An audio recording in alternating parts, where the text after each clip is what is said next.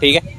बिस्मिल्लाहिर्रहमानिर्रहीम, अस्सलाम वालेकुम। मैं हूं मन्नान इशरफ। हमारे साथ शेख जवेद साहब मौजूद है जो जनरल सेक्रेटरी थे 4 साल तक भोना बाज़ार के और इलेक्शन जीत के जनरल सेक्रेटरी बने थे। इनके जो ओहदे अगर मैं आपको गिनाऊं, एक तो ये बहुत ज़बरदस्त किस्म के तजिया नगार भी हैं, बहुत अच्छे स्पीच करते हैं। इसके अलावा सुप्रीम अंजमन ताजरान अमीन भट्ट ग्रुप के नायब सदर भी हैं। और वैसे भी फैसलाबाद के अंदर एक मतलब होता है ना कि किसी की खिदमत करना, बेलौस खिदमत करना, वो इनका बड़ा अहम किरदार है। हमारे साथ शेख जवेद साहब, बहुत से सवालात हैं जो हम करना चाह रहे हैं, कोशिश करेंगे ज़्यादा से ज़्यादा सवालात इनसे कर सके अगर ये जवाब देना पसंद करें तो। अस्सलाम वालेकुम शेख। जी वालेकुम सलाम। शेख साहब, बड़ी मुश्किल आप हाथ आए हैं, इलेक्शन होने में सिर्फ चंद घंटे बाकी है। पहले तो ये बताइए कि 4 साल आपने अवाम की खिदमत की, कैसा लगा? बिस्मिल्लाहिर्रहमानिर्रहीम, शुक्रिया मनान। जैसा कि 4 साल का मेरा टंडोर रहा है और मैं अल्हम्दुलिल्लाह एक अच्छे वोटों से कामयाब हुआ है। मैं आपके चैनल के तोसन से सबसे पहले अपने बौने बाज़ार का तमाम दुकानदारों का शुक्रिया अदा करता हूँ कि जिन्होंने मुझे इलेक्टेड जनरल सेक्रेटरी बनाया और मैंने हर तरह की इनकी खिदमत की। अच्छा शेख साहब, बाकी सवालात आपसे बाद में करते हैं कि 4 सालों में क्या हुआ क्या नहीं है। सिर्फ ये बताएं कि इस टाइम के ऊपर ये यहिया जो है, जो उम्मीदवार है सदर का, मेरे इल्म में अब बात आई है कि वो इलेक्शन से फ़रार इख्तियार कर रहा है। क्या वो फ़रार हो रहा है? क्या कोई मामला ऐसे बने? देखिए मनान, जो हारने वाला होता है ना, वो कोई ना कोई इशू पकड़ता है। अब जिस तरह आज मुझे पता चला है, मैं गुजरांवाले गया हुआ था तो मैं आज आया हूँ तो मलक साहब ने मुझे कॉल की, मुझे पता लगा कि इन्होंने ज़बान की थी। सबसे पहले जो उन्होंने अपनी बात रखी थी कि हमने एक फूल निशान लेना है, हमने कहा कोई बात नहीं। उसके बाद उन्होंने कहा कि हमने पहले 3 तरीक को उन्होंने आवाज़ दी, मैंने कहा हमारी स्ट्रगल नहीं है, हमने अपने जो अभी जो कैंडिडेट है उनको अभी मुतमईन नहीं किया। अब खुद फूल लेके अपना निशान लेके बाज़ारों में लगाना ये तो तरीक़ाकार कोई नहीं है। अब जब निशान उन्होंने पहले ले लिया, वो भी उनकी मान ली, हमने चांद ले लिया, वो हमारी बात हो गई। उन्होंने हमारी ये बात मानी कि वही सिले के नीचे जो इलेक्शन के वोट हैं वहाँ पे होंगे, इलेक्शन होगा, वो उसके ऊपर साइन करके चले गए। अब ये समझ नहीं आती कि इस जगह से उठा के आगे पुरानी जगह पे सरवर सार के पास इलेक्शन कराने का मकसद ये है कि हम इलेक्शन से दौड़ रहे हैं। तो अगर तो मेरी ये बात गलत है तो अभी मैं अपनी कैबिनेट को बता के अभी मैं दस्तबरदार हो जाता हूँ, क्योंकि हमारे साथ नाइंसाफ़ी हो रही है। चौंक घंटाघर की बात हुई थी, चौंक घंटाघर की बात ही मैंने की थी। मैंने तमाम ताजरों की खिदमत की है। इस वक्त मेरे साथ जितने भी ताजर दुकानदार खड़े हैं, किसी से भी आप पूछ सकते हैं, दिन हो रात हो, किसी किसी का काम हो, शेख जवेद जनरल सेक्रेटरी पहुंचा है। शेख जवेद जिंदाबाद, शेख जवेद जिंदाबाद, शेख जवेद जिंदाबाद। शेख साहब, आपका सफ़र 4 साल का था यहिया के साथ, यहिया सदर बना, आप जनरल सेक्रेटरी हुए, इलेक्शन जीत के आए, लेकिन आपका ये सफ़र सिर्फ 6 माह में ख़त्म क्यों हो गया? शुक्रिया मनान, बात आपने बहुत अच्छा सवाल किया। हमारा जब ये इलेक्शन जीते थे, अल्हम्दुलिल्लाह इलेक्शन जीतने के बाद अमीन भट्ट ग्रुप साहब के साथ सारी कैबिनेट ने बह के अलहाक किया।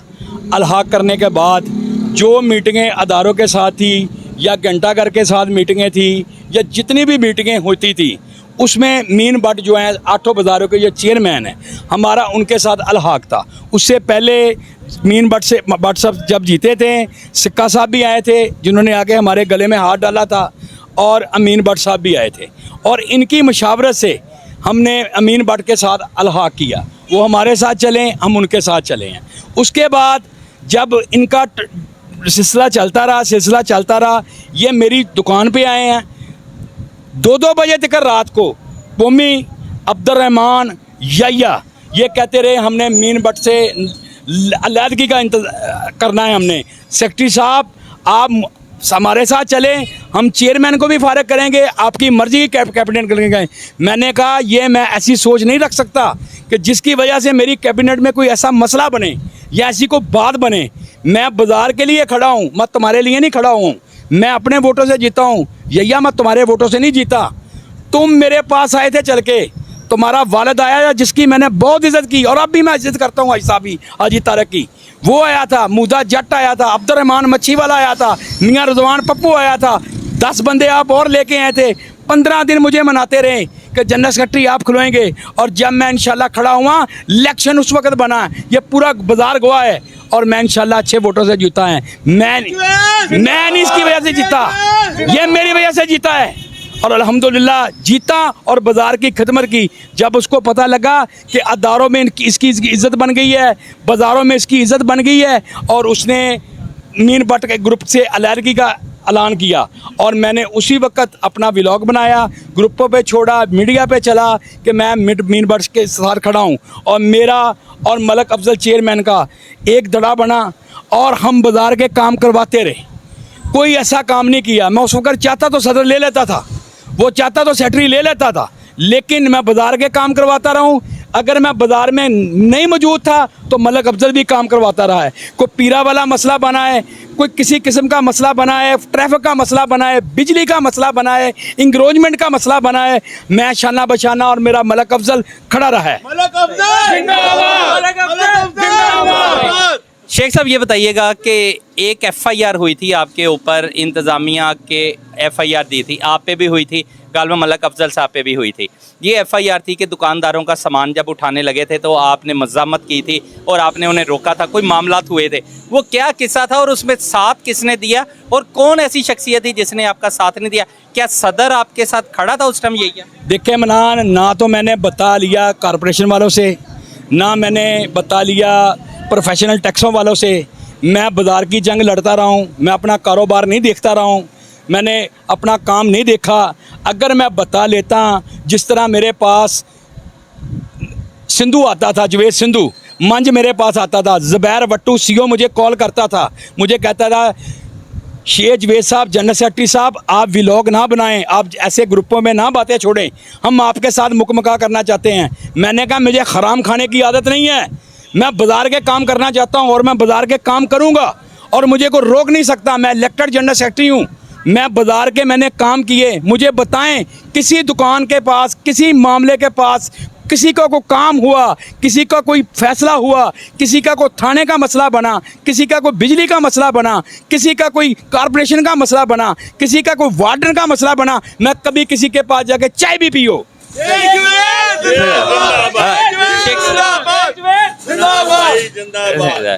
शेख साहब ये बताइएगा कि ये भत्ते वाला क्या किस्सा है, कौन भत्ता फिर इस बाजार से लेता रहा, और थोड़ा सा भत्ते के बारे में, और एक साइज का कोई मामला, कोई बंदे आपके पास आए थे, वो क्या किस्सा है? देखिए मनान, मैं आपको एक बात बताऊं, प्रोफेशनल टैक्स का सिलसिला चला, 2000 रुपये टैक्स उन्होंने बेचा। उस वक़्त जब मेरी सदर से बात हुई, मैंने कहा ये जो टैक्स है ये टोटली तौर पे नेशनल बैंक पे जमा होने हैं। मैं तमाम दुकानदारों को बताऊंगा खुद अपनी हाथ से अपने बैंकों में जमा करवाएं। दूसरे दिन यैया मेरे पास आया मेरी दुकान पे, मुझे कहने लगा कि आपने ग्रुपों में वाइस छोड़नी है। मैंने हर दुकानदार की एक सिस्टम लगा लिया है कि मैं हज़ार रुपये लूँगा और आप ग्रुपों में छेड़ें। ये तो बात मनान साहब मानने वाली है, लेकिन वो 322 दुकानें, 323 दुकानें का 3,23,000 जितना भी इकट्ठा इनकी दुकान पे हमारा स्वीट के वाइस महंग मैं करने वाला हूँ, इकट्ठा ये करते रहा। दुकानदार रिसीवन मुझसे मांगते रहे, और रिसीवन का मैं क्या जवाब दूँ? ये दुकानदार बोने बाजार के, आप पूछिए उनसे कि जो आपने 3,23,000 रुपया इकट्ठा किया था, 40,000 रुपया प्रोफेशनल टैक्स वाला कह रहा है मुझे मिला है, 2 लाख कितने हज़ार रुपया कहाँ गया बताएं? अब आपके चैनल के तो से बताएं, दुकानदार पूछें, अब सब दुकानदार पूछें भाई, 3 साल से 4 साल से वो टैक्स आए हैं, 4 साल से आप हमसे हज़ार रुपये लेते रहे हैं, और प्रोफेशनल टैक्स वाला इंस्पेक्टर मेरे पास आया, प्रोफेशनल टैक्स वाला मेरे पास आया और उसने कहा कि सेक्रेटरी साहब 40,000 रुपये हमें साल का मिलता है, 2 लाख कितने हज़ार रुपये आप सदर ले रहा है, आप हमसे मुकले। मैं क्या, मैं ऐसे पैसे पे लानत बेचता हूँ, ऐसे पैसों पे लानत बेचता हूँ। मैं टोटली तौर पे बाजार के काम करवाता हूँ। कोई दुकानदार कह रहेगा मैंने चंदा इकट्ठा किया हो या मैं कोई पैसे इकट्ठे किए हों, या कोई दुकानदार आके कह रहे कि मुझे कि आप पैसे अपने थ्रू लेके गए हैं। जितने दुकानदार आए हैं, जितने दुकानदारों के अलहमरा के ऊपर हज़ार रुपया गया, पैच लगे हैं उसके ऊपर, वो उधर लेके गए हैं। मुझे बताएं मनान साहब, आपके चैनल के तवज्जुह से मैं बताना चाहता हूँ, इस वक्त मेरे साथ बोने बाजार के ताजर भी मौजूद है इस वक्त, और आपके चैनल के तवस्सुम से आपके यूट्यूब पे भी देखेंगे और उसके अलावा ग्रुपों में भी चलेंगे। और मैं आपके चैनल के तवस्सुम से कहूँगा कि दुकानदार सुबह से ये अपना हक पूछे इस सदर से कि आप मुझसे वोट ले रहे हैं, पहले मुझे ये बताएं कि आपने जितने पैसे इकट्ठे किए हैं उसका 4 सालों का वो हिसाब दें, कारपोरेशन का हिसाब दें, फैसलों का हिसाब दें, वो किधर गए पैसे। सही। शेख साहब, मैंने 4 साल आपका इंटरव्यू करके एक ही सवाल करता रहा जिसका आपने जवाब कभी नहीं दिया। ये था कि तजावज़ात की मद में पैसे इकट्ठे होते हैं, वो पैसे जो आज तो खुल के बता दें कितने के होते थे और कौन इकट्ठा करता? शुक्रिया मनान, मैं ये मतलब नहीं है कि अब 2 तरह बने हैं। मैं मुस्तफ़ा डार की दिल की गहराई से इज़्ज़त करता हूँ। जब मुस्तफ़ा डार साहब मुझे बुलाते थे, मैं जाता था, वो मेरे पास आते थे, मुझे फ़ोन पे बताते थे कि सेक्रेटरी साहब आप ये बताएं ये कारपोरेशन के जो अड्डे लगे हुए हैं इनका क्या हिसाब है। और इन्होंने खुद ही अपनी मत पे जो पर्ची लगाने की कोशिश की थी और मुस्तफ़ा डार ने ये कहा था कि ये जितनी भी पर्ची लगेगी ये बाज़ार के ऊपर लगेगी। वो पर्ची इसी सदर ने ख़त्म करवाई और इसी सदर ने पर्ची ख़त्म करवा के खुद अपने तौर पे कासम नामी प्राइवेट आदमी जो गोल में समोसों का काम करता है उसके साथ मंज और जवेद सिंधु मिलके पैसे इकट्ठे करता रहा। मुस्तफ़ा डार 12-12 लाख रुपया महीने का बता रहा है। अब दुकानदार वो 12-12 लाख का हिसाब लें। शेख जवेद जिंदाबाद, शेख जवेद जिंदाबाद, शेख जवेद जिंदाबाद, शेख जवेद जिंदाबाद। शेख साहब, अब तो मुस्तफ़ा डार जिसकी आप बात कर रहे हैं वो तो यहिया के साथ मिला हुआ है। 4 मरतबा कोई उनके दरमियान नाराज़गी भी हुई थी। एक दफ़ा मुस्तफ़ा डार साहब ने अपना कार्ड भी काट के फेंक दिया था। कोई थोड़ी सी इसकी भी ज़रा रोशनी डाल दी। देखें इमरान, जो कैबिनेट का आदमी होता है ना, जो कैबिनेट के 25 आदमी हैं, 30 आदमी हैं, एक की इज़्ज़त है, हर एक की हमेशा इकट्ठी इज़्ज़त है। और मैं आप एक बात बता दूं, मैं इनकी इज़्ज़त को इज़्ज़त लेके नहीं बैठता रहा हूं, मैं पूरे दुकानदार, पूरे बोना बाज़ार के ताजरों की अपनी इज़्ज़त समझता रहा हूं।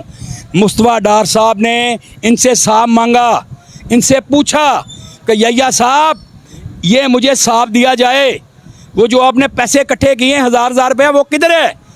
जब वो न्याजी जो इनका खयानती था वो नहीं आया, मुस्तफ़ा डार पीछे गया, मैं इसके पीछे गया। डार साहब, मैं आपके चैनल के तवज्जो से डार साहब पूछता, आप ईमानदारी बरतते रहे हैं, आपने ईमानदारी से पूछा, आपने ईमानदारी से कहा कि बाज़ार के मामले में मैं कॉम्प्रोमाइज़ नहीं करूंगा, मैं आपके साथ शाना बशाना खड़ा रहा हूं। हर बात आपने वो की जो मैं की, जो मैंने की वो आपने की, क्योंकि बाज़ार का मामला था। अब वो पूछें, अब वो दुकानदार पूछें, वो ठैये जो लगाने वाले थे, जो वो चौक डांडवाला से अड्डे से लेके घंटा गार तक अड्डे लगते थे, वो पूछें साहब कितने 4 सालों का कहाँ गया। शेख जवेद जिंदाबाद, शेख जवेद जिंदाबाद। प्रोफेशनल टैक्सों के पैसे किधर गए। ठीक है, इंग्रोजमेंट के जो पैसे खाते थे, जो इंग्रोजमेंट के हिसाब से पैसे खाते थे, जो मामले खाते थे, वो किधर गए। इमरान, मैंने आपको पहले भी कहा है ये सरासर ज़्यादती है। ये इलेक्शन से दौड़े हैं, अभी इलेक्शन में चंद घंटे हैं, कल का दिन है, परसों इलेक्शन है। और इंशाल्लाह ताला जिस तरह पूरी बोने बाज़ार की आवाम ने मुझे जताया था, मैं जो सदर जो बलाल लाई है इंशाल्लाह उसको भी वोट डालेंगे और रिजवान पप्पू को भी, जनरल सेक्रेटरी को भी वोट डालेंगे और अच्छी कामयाबी से जीतेंगे इंशाल्लाह ताला अल्लाह के फजल से। अगर ये इलेक्शन से भागना चाहते हैं, ये डंडोर ये बात पकड़ के कि हमने इधर नहीं वोट डालने देने, हमने आगे डालने देने, ये इनकी गलत फहमी है, ये इनकी बहुत बड़ी गलत फहमी है। ये नहीं मैं होने दूंगा। जिस तरह मैंने 3 अगस्त को इलेक्शन नहीं होने दिया था, मैंने पैगाम टीवी पे इंटरव्यू दिया था, मैंने इलेक्शन कमीशन को एप्लीकेशन दी थी, इलेक्शन कमीशन ने मुझसे वादा किया था, प्रॉमिस किया था कि शेख साहब मैं आपको 1 मंथ लेके दूंगा। मैं आपके चैनल के तवज्जो से अब्दुल अजीज़ साबरी साहब का शुक्रिया अदा करता हूं, जिन्होंने 24 डेट दी, इलेक्शन आगे करवाया, हमें मौका मिला, हम मौके से नहीं भागे, हम उस मौके से ये फ़ायदा लिया कि हमने अपने जो कैंडिडेट है उनकी पूरी फेवर की, उनके पीछे हाथ रखा और इंशाल्लाह ताला कामयाब करवाएंगे। बहुत शुक्रिया शेख साहब। शुक्रिया जी। ये थे जी, जिंदाबाद। ये थे जी शेख जवेद साहब, बहुत ज़बरदस्त बातें हैं। सिर्फ एक सवाल मैं रख के जा रहा हूँ, आप कमेंट्स में ज़रूर बताइएगा कि क्या ये पूछना चाहिए कि 4 सालों के अंदर एक्साइज़ के जो प्रोफेशनल टैक्स है उसके पैसे कहाँ हैं, इसके अलावा जो तजावज़ात की मद के अंदर पैसे इकट्ठे होते थे वो कहाँ जाते थे। मन्नान इशरत को इजाज़त दीजिए, नेक्स्ट प्रोग्राम में दोबारा मुलाकात होती है। अल्लाह हाफिज़।